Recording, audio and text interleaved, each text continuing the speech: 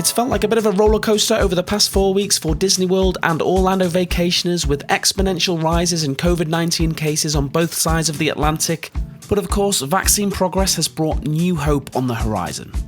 For this news update, we've got official footage from new coasters, the return of park hopping, Disney World fireworks, plans for a train from Orlando International Airport to Disney Springs. Hi, I'm the Frugal Brit, and for this video, I'm going to provide a brief update on what's been going on in Disney World and Orlando. Before we get into it, don't forget to subscribe and hit the bell so you don't miss out on future news, reviews, and other Orlando vacation content.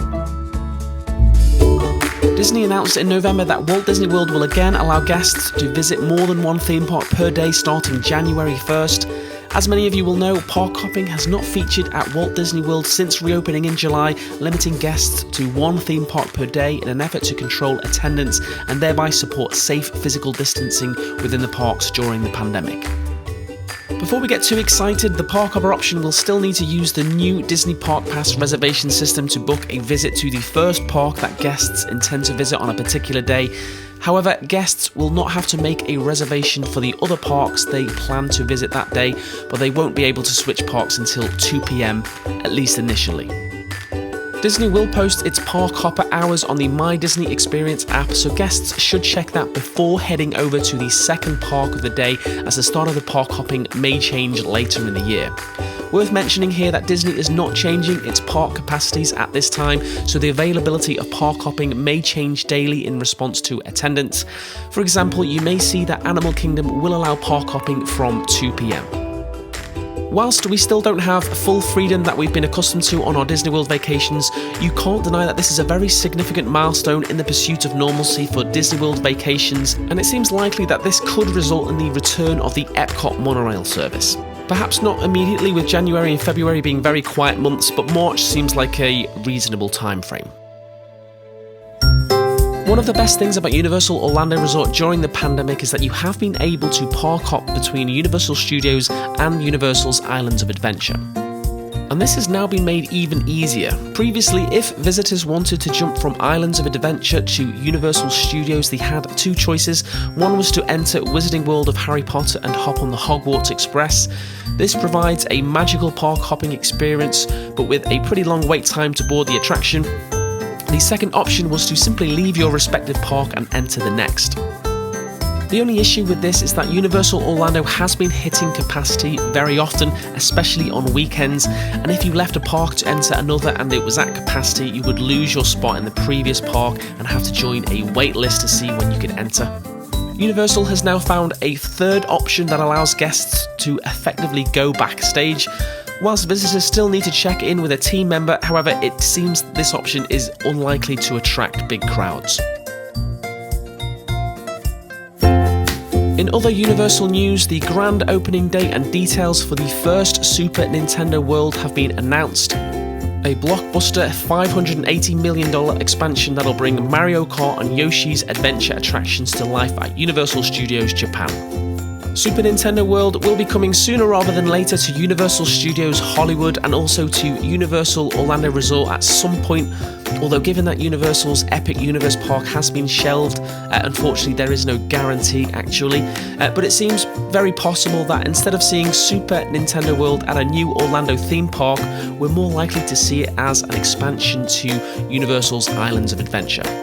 But the first Super Nintendo World will open on February 4th, 2021 at Universal Studios Japan, and this will no doubt give us an idea of what's in store for any expansion in Orlando.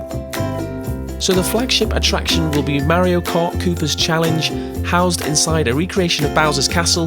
This castle features themed walls, doors, banners, ceilings, lights, and a giant statue of Bowser up a grand staircase. Guests see all this and a trophy room while waiting in line for the ride. Mario Kart KOOPA'S Challenge will feature iconic courses from the Nintendo series brought to life with cutting-edge augmented reality technology, projection mapping, and fully dimensional environments. In other words, it's not just going to be a screen-based simulator. Each ride vehicle has 4 seats and a steering wheel, offering limited control of the on-rails ride. Reporters who did a walkthrough of Mario Kart KOOPA'S Challenge indicated that there were side-by-side tracks for the attraction, suggesting your kart could be racing other guests. Universal has indicated that each ride will be a unique experience and visitors aren't guaranteed to win. Super Nintendo World's other attraction will be Yoshi's Adventure, a family-friendly attraction that allows guests to go on a journey with Yoshi. You'll search for Captain Toad on a treasure hunt and use his map to find 3 mysterious eggs. Along the way, guests will be treated to a spectacular view of the Mushroom Kingdom from Mount Beanpole.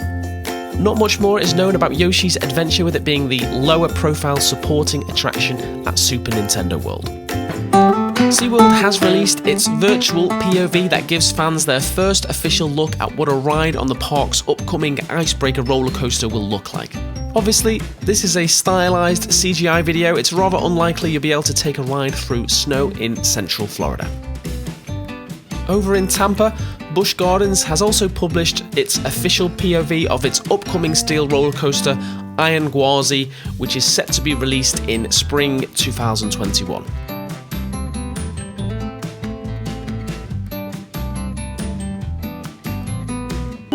Sometime within the next few years, Disney World guests will be able to take the train from Orlando International Airport to the Walt Disney World Resort. Disney announced an agreement with railway operator Brightline to build a train station at Disney Springs that will link the resort with Brightline stations at the airport. The station, which is subject to government approval, is scheduled for completion in 2022, so a Disney Springs station would come some years after this. The station at Disney Springs would finally give the resort a form of mass transportation hub that Walt Disney World envisioned on the property when he announced his plans for the experimental prototype community of tomorrow that became the Walt Disney World Resort. For those that have experienced Disney theme parks outside the United States, such as Disneyland Paris, will be familiar with being able to travel by train to the parks. In other infrastructure news, the pathway between Magic Kingdom and the Grand Floridian Resort is now open. This walking path also gives Walt Disney World guests the option to travel by foot from the Transportation and Ticket Center or Polynesian Village Resort. The great thing about this, of course, is that it provides a way to travel to the Magic Kingdom without having to wait in any lines. Walking time will of course vary from person to person, but it should take guests approximately 10 to 14 minutes from the Magic Kingdom to the Grand Floridian, 8 to 13 minutes from Grand Floridian to the Polynesian, and 5 to 8 minutes from the Polynesian to the Transportation and Ticket Center. So November was a bit of a strange month as far as progress against Covid-19 is concerned. As mentioned in the intro, it began with cases rising exponentially on both sides of the Atlantic. Whilst the UK is now looking in slightly better shape following its second quasi-lockdown, the US is obviously hurting right now in terms of continued rises in cases, hospitalisations, and a really alarming increase in deaths. However, as you will all undoubtedly be aware, there has been huge developments with COVID-19 vaccines from Pfizer, Moderna and AstraZeneca. The Pfizer vaccine in particular was found to be 95% effective 28 days after the first dose, far exceeding optimistic expectations, and they're hoping that the vaccine will be available to high-risk populations in the US by the end of December 2020. On December 3rd, the UK became the first country in the world to approve the Pfizer vaccine, paving the way for the UK's mass vaccination programme, with plans to vaccinate several millions throughout December. There's still a lot of work to be done, in particular concerning distribution. However, it does seem that there is light at the end of the tunnel. So what does all this mean as far as the travel ban is concerned for the UK?